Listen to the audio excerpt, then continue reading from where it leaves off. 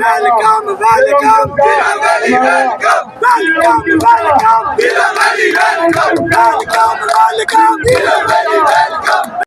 میں یہ کہنا چاہوں گا کہ جو حکومت آزاد کشمیر اس کی کابینہ ترکم کا ٹولہ جو ہے اس حکومت نے اور اس کی کابینہ نے اور اس کے صورتکاروں نے ہر قسم کی منظم سازش کی صورتکاروں کے ذریعے اس ہڑتال کو ناکام بنانے کے لیے اپنی ناکام کوشش کی اور عوام جاگ چکے ہیں، عوام کے اندر شعوری بیداری آ چکی ہے اور یہ جو 77 سالہ تاریخ ہے جو 53 کا ٹولہ ہے یہ عوام نے اس کو مسترد کر دیا ہے۔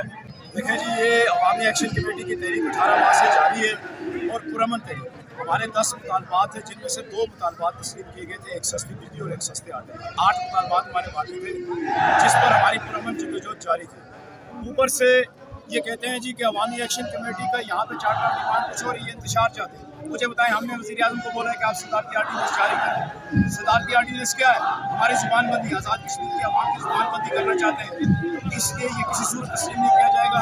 عوامی ایکشن کمیٹی نے تمام آزاد کشمیر کے انٹری پوائنٹس کو بند کرنے کا جو کیا ہے اور ابھی ہم یہاں پہ بیٹھ کر دیکھ رہے ہیں، ویٹ کر رہے ہیں کیونکہ انتظامیہ اور اداروں کی طرف سے ہمارے ساتھ رابطے جاری ہیں اور جو ہی اگر کوئی یہ مثبت جواب نہیں دیں گے تو آزاد کشمیر کے مکمل انٹری پوائنٹ بند ہوں گے۔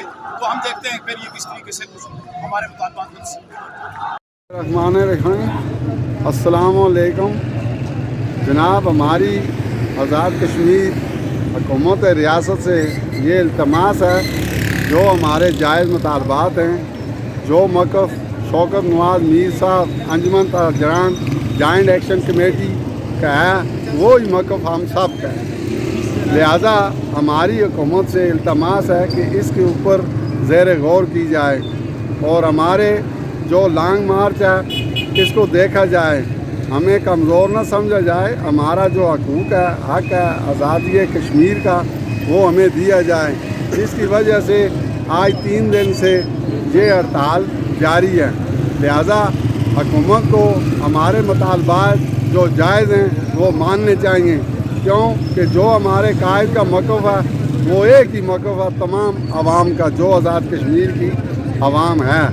تو برائے مہربانی ہماری خدا را ہمارے اوپر رحم کیا جائے اور ہمارے تمام جو مطالبات جائز ہیں ان کے اوپر زیر غور کیا جائے اور ان کا حل کیا جائے۔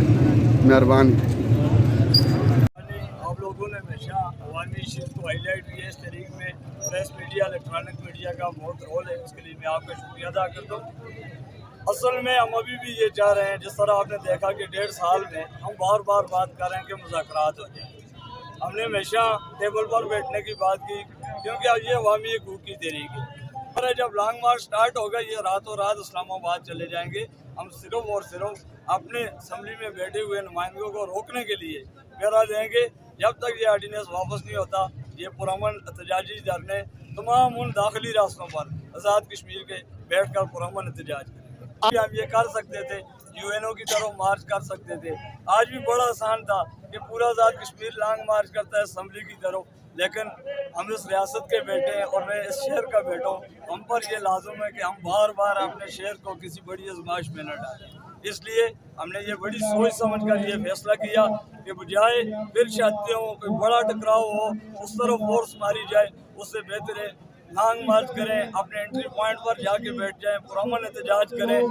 دھرنا رہے گا، یہ نہیں کہ ہم جائیں گے واپس آئے، ہم بیٹھیں گے۔ یہ کتنی دیر افورڈ کر سکتے ہیں ہمیں، یا ہم کتنی دیر افورڈ کر سکتے ہیں؟ اگر 1 دن 2 دن گزرنے کے بعد نہ ہوا تو پھر اگلا لائے عمل کور کمیٹی اجلاس کر کے اگلا فیصلہ کرے گی جو اس سے سخت ترین۔ آرڈیننس واپس نہیں ہوتا، 101% ہوگا، ہم مر بھی گئے، یہ لانگ مارچ پھر بھی ہوگا۔ پہلے دن سے حکومت کو یہ محسوس کیا کہ عوامی حقوق کی تحریک کے پیچھے جو مقاصد ہے وہ صرف اور صرف یہ ہے کہ عام آدمی کو اس کے حقوق دی جائیں، اور یہ حکومت کے فرائض میں शामिल है कि वो आम आदमी के हकूक़ की बात करे, उसका तहफ़्फ़ुज़ करे। लेकिन हमारी बदकिस्मती है कि हुकूमत अपनी डगर से हटते हुए उस चार्टर ऑफ डिमांड पे अमल दरामद करने के बजाय एक ऐसा काला कानून ले आई कि जो मसाइल में इजाफे का सबब देगा। हमने उनको ये बिल्कुल वाज़ेह मौका दिया कि आप इस सदारती आर्डिनेंस को वापस लें, तो उसके बाद चार्टर ऑफ डिमांड पर टेबल टॉक पर बैठ जाए। हमारा डेडलॉक सिर्फ इसी एक पॉइंट पे बरकरार है कि वो चार्टर ऑफ डिमांड की बात करने के लिए तैयार है, लेकिन इस सदारती आर्डिनेंस को वापस लेने के लिए तैयार नहीं। वो ये कहते हैं कि सुप्रीम कोर्ट ने इसको मुअत्तल कर दिया।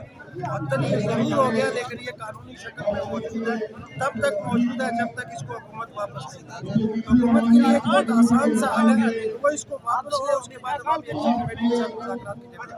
मैं बेसिक 19 का रिफ्यूजीज़ हूँ। अम्बोर महाजर कैम्प में छोटा सा कारोबार करता हूँ। मेरा आने का यहाँ मकसद ये है कि जो नालायक निकम्मा एक बंदा यहाँ खड़ा किया है जिसको हमने वोट ही नहीं दिया, वो किसी के वोट पे यहाँ खड़ा होके वज़ीर आज़म बन गया, उसको बनाया गया, किसी की सपोर्ट के बगैर जनाब उसको खड़ा कर दिया गया।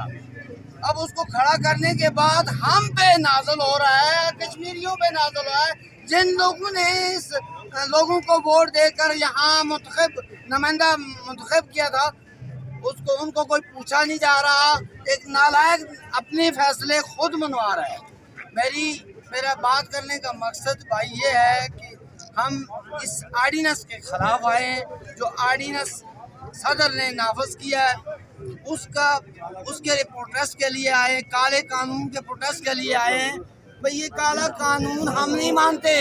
हमने मकबूजा कश्मीर में मोदी के काले कानून को नहीं माना, हमने हिजरत कबूल की, काले कानून को नहीं माना। हमने अपनी जदोजहद आज तक जारी और सारी रखी हुई है।